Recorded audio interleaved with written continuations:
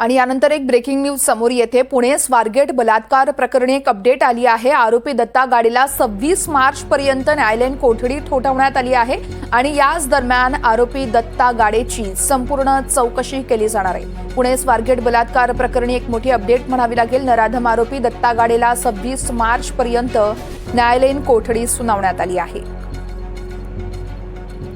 या संदर्भात रेवती हिंगवे आमच्या प्रतिनिधी आपल्याला सविस्तर माहिती देतील। रेवती, नक्कीच वर्षा, आपल्याला माहिती आहे की स्वारगेट प्रकरणातला जो आरोपी आहे दत्तात्रय गाडे, त्याची आज पोलीस कोठडी संपल्यानंतर आज त्याला पुणे न्यायालयात हजर करण्यात आलेलं होतं।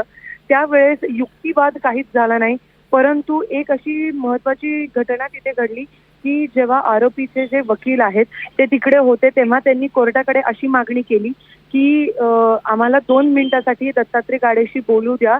पण जेव्हा न्यायाधीशांनी सांगितलं की तुम्ही त्याला जेलमध्ये जाऊन देखील भेटू शकता, तेव्हा ते म्हणले पोलीस सहकार्य करत नाही, म्हणून त्याला भेटू द्या। आणि त्यानंतर दत्ता गाडेला तेव्हा 2 मिनिटं जेव्हा भेटू दिलं, त्याच्याशी बोलू दिलं, तेव्हा दत्ता गाडेने काहीतरी कानात त्यांच्या सांगितलं आणि त्यानंतर कोर्टाने थेट असा निर्णय दिला की 26 मार्च पर्यंत न्यायालयीन कोठडी ही त्याला सुनावण्यात आलेली आहे।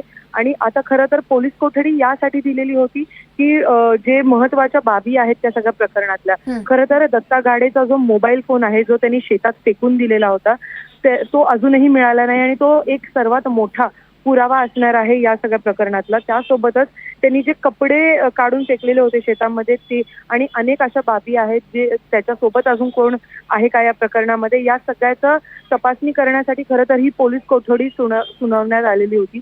आणि त्यानंतर आज पुणे न्यायालयाने 26 मार्च पर्यंत न्यायालयीन कोठडी ही दत्ता गाडेला सुनावली आहे। वर्षा, निश्चितच रेवती, या संदर्भातले सगळे अपडेट घेत राहू। तुर्तास धन्यवाद।